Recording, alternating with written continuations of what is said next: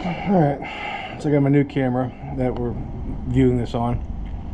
Got a Fluke 322 clamp meter, and one of the things it's doing is the screen will not light up. We're going to do this with the camera in the way.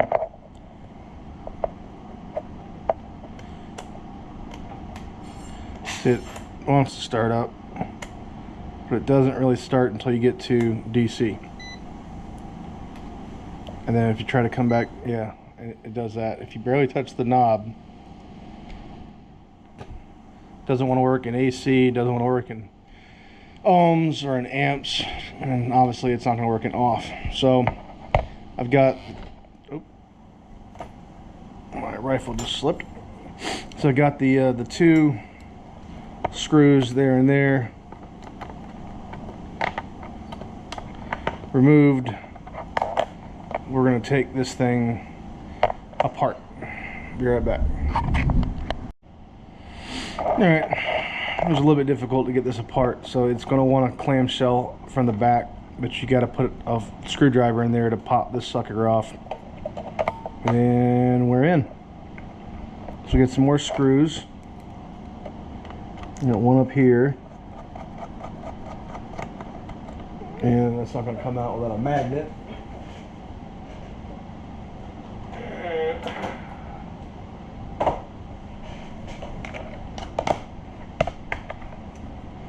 And I don't have fingernails.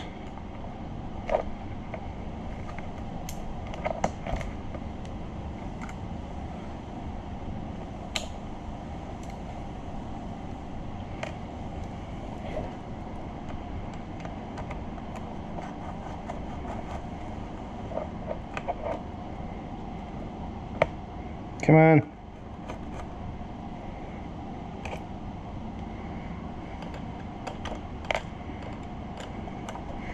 Yeah, and I understand the irony of using non-metallic, or non-magnetic rather, screwdrivers when you're working on electronics, but they're really gonna get these freaking screws out.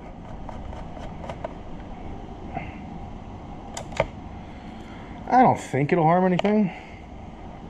After all, this tool is already screwed up anyway, and as AVE says, you can't fuck it up if it's already fucked. Which this is arguably already fucked. Alright, so that should come out thusly, and there we have our contacts. How can I flip this over without having to separate the wires? Hey, look, decently clean, although it does, there might be a shmoo that's purposefully in there, like some kind of a silicone or something.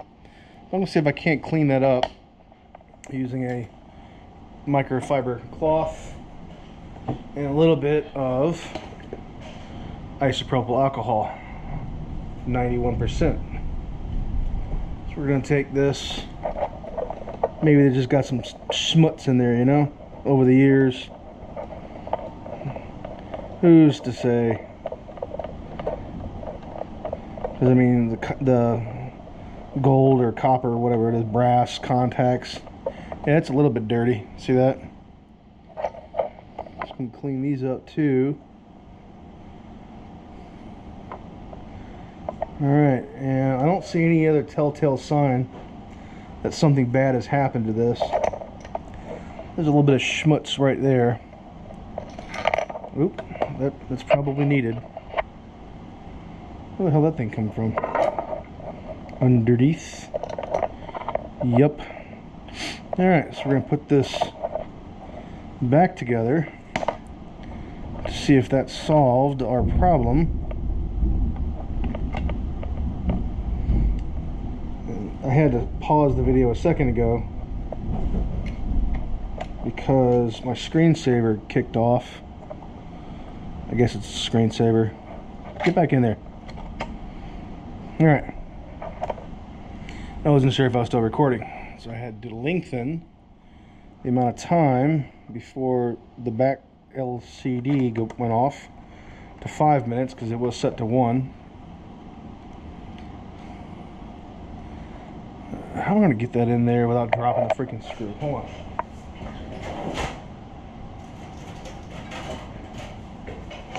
Yeah, I'll just edit that guy out. Okay.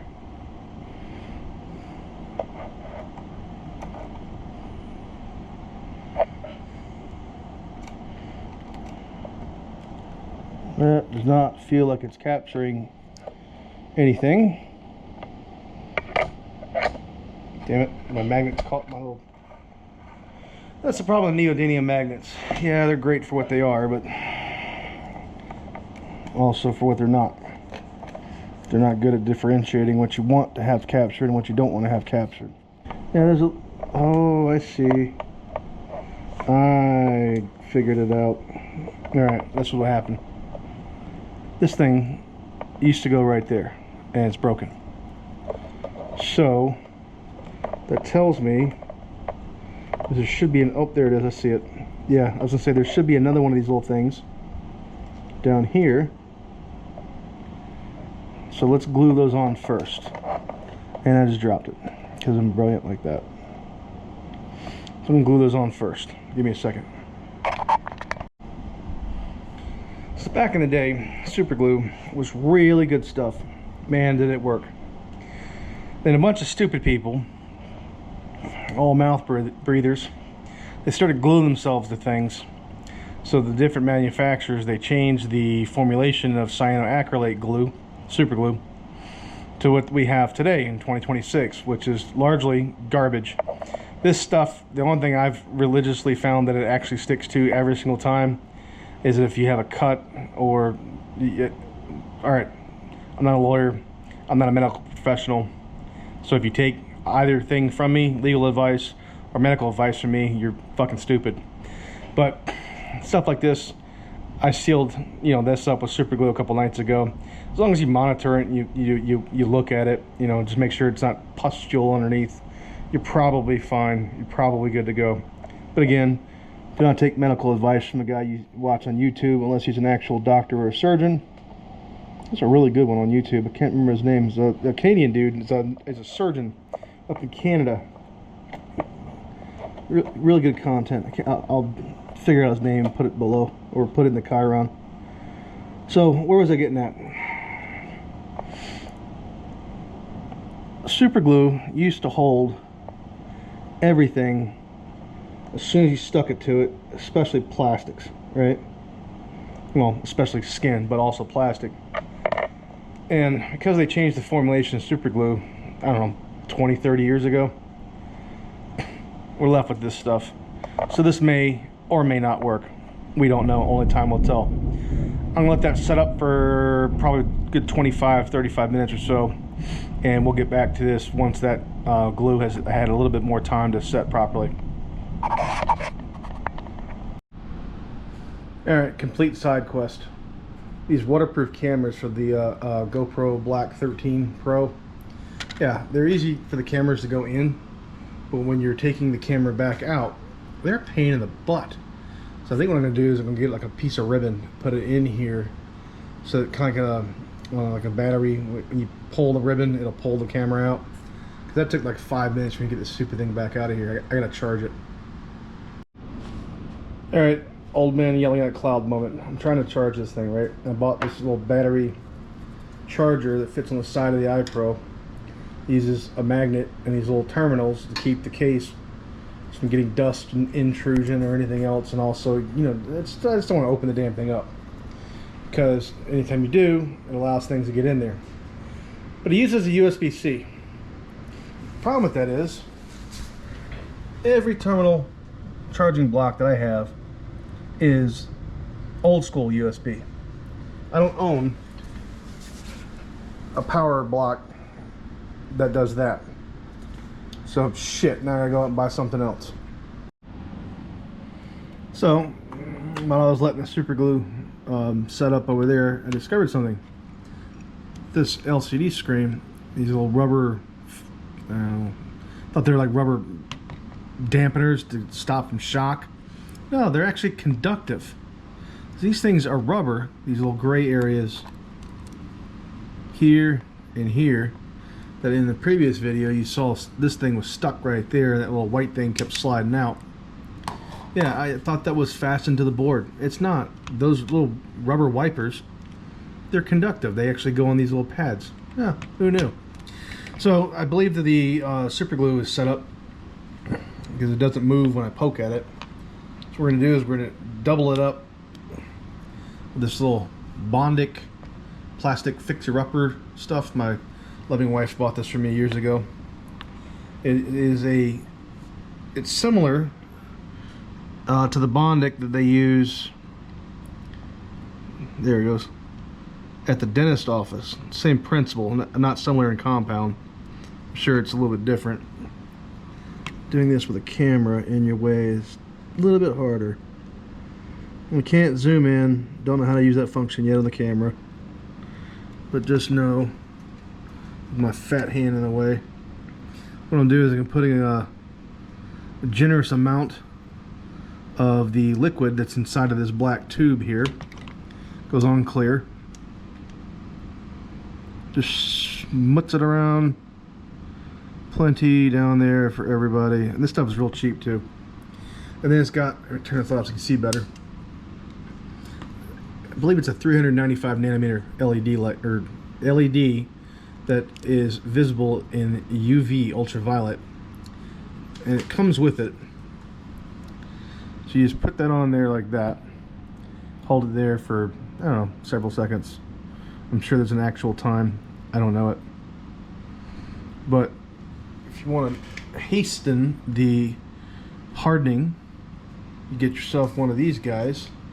It's a Convoy C8. They use these to find scorpions in the desert. This is 365 nanometer light. And the Convoy C8 is so strong that you can actually feel almost like a sunburn on your hand. Yeah, so I use that to kind of hasten the curing. So we've got that guy pretty good and well. I'm gonna turn the light back on so I can see over here. All I'm doing, I'm just, I don't know if you can see the glob coming out of here. Right there.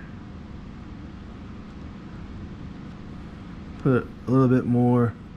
And all this is going to do is just going to rigidify this a little bit. I don't know if that's a real word, but I'm going to use it.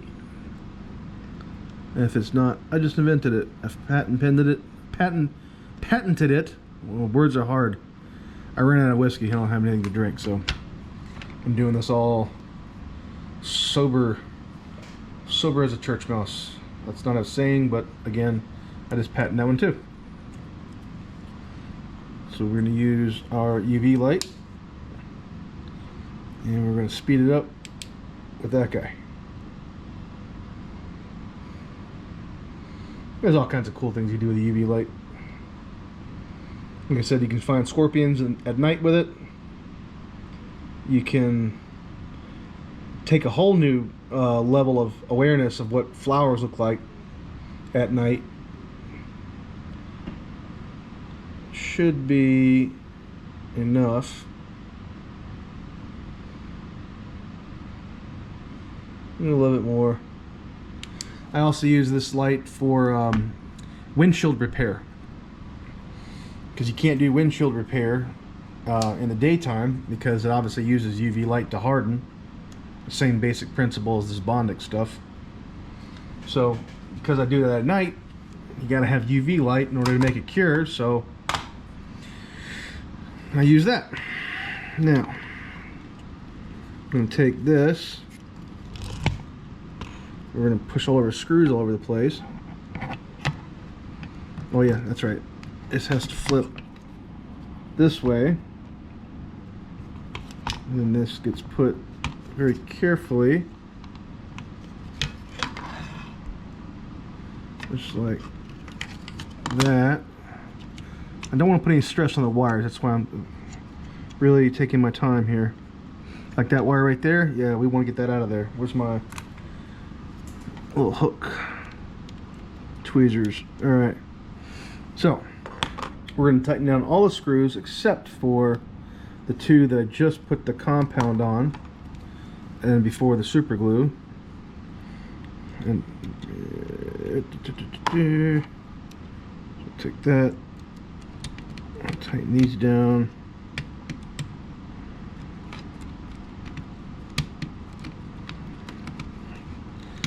Come on.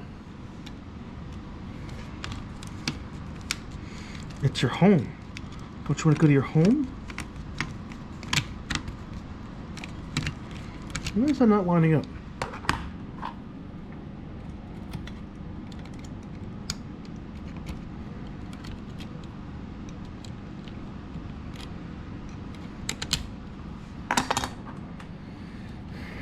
It's the small things that frustrate me the most. I'm going to change my Phillips head size to a number 1. Maybe it's just not getting a good grip on it. These are a magnet. Dude, this thing does not want to come back up. Did that one just break? Oh, son of a bitch. Yeah, that's why. Because that one broke too. Well, that's why I wouldn't come back out of the freaking hole. I think this thing suffered some kind of a heat-induced stress or something. Because every one of these little pins, these little screw holders, they're all breaking off. So, let me super glue that one back in and do the whole process from step 1. Alright, hopefully now I can finally put the thing back together. So what I've done is I've beefed up the Bondic welds quite robustly. It looks like hot glue, but it's not. It's actually a hard plastic. So I beefed all that up. Now, let's try to put this thing back together again.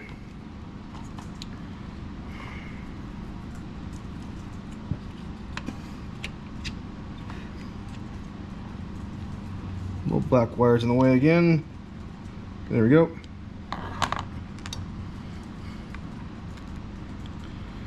Alright.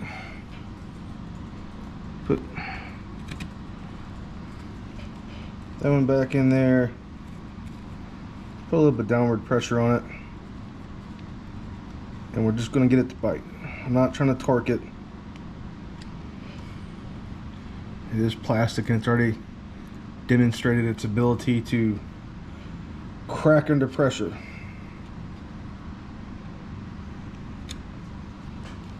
Alright. This one here, same deal. With downward pressure on the board. And just snug. Alright. Un mas, and I almost knocked over my light. There we go. Okay, these little screws are too small for my meaty fingers. So we're gonna cheat. Do it like this.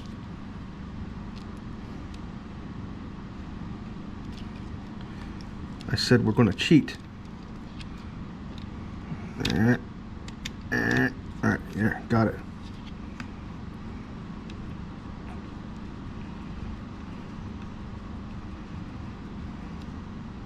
Alright, so I have another screw. Oh yeah, it goes right there. Yeah, there's no chance we can get that in there without little claw tweezers.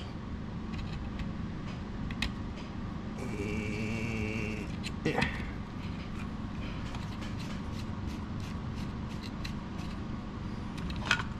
There's one for that side. There should be another screw. It's right there.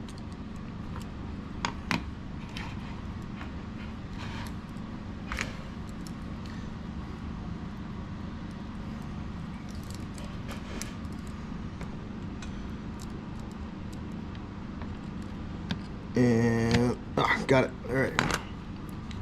So these two screw sleeves, the holes for the screws, they're actually bonded to the bottom and the sides. It's probably why these guys didn't break off, but all these are freestanding. I think that's why they all broke. So we can make sure these two wires are out of the way. So we put the clamshell back together. We don't want to crimp them, crush them, any kind of stress on them. Little springs there for some reason. Oh, because it makes contact. Okay, I got it. Tuck those wires in. Put that guy back down. Oh, I guess that would be why it was hard to take off that way.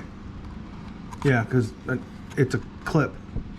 There's a ramp on it on the inside here that interfaces with the female side there. It's just go, like that. 2 more screws. And we'll see if cleaning it solved it. I don't know if it was on camera when I was rubbing around my fingers on the inside there, but there was like a white, almost like a lithium grease that was everywhere on the inside, probably to make the switch more easily movable. And it was so little on the switch, I think what had happened was it was just sitting in somebody's truck or van for God knows for how long, and probably had it upside down, like, let's see, no, it would be like that. So all the shmoo, how would it be? It'd be like this. All the shmoo had melted off and got on the board and just broke the contact. You'd think that they would use some kind of a dielectric grease, something that does not interfere with conductivity, but you know, can't all be perfect. All right, moment of truth.